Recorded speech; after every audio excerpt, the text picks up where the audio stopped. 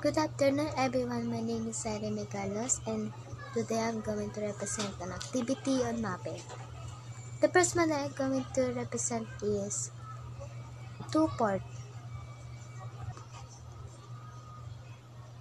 Neron cinta, puno ng papaya, dalay guslong, isigal ang bunga, pagdating sa dulo, nabalian sanga, tapos kapalaran, humanap ng iba. The second one is three-port. Bahay kubo, kahit munti, ang halaman doon ay sari-sari, singkamas at talong, sigarilyas at mais, sitaw, bataw, patanis. The last one is four-port.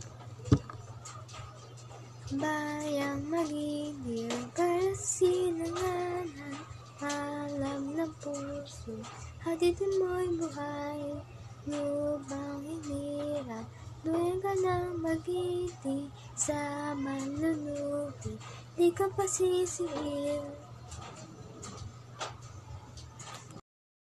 What is two-port in time signature?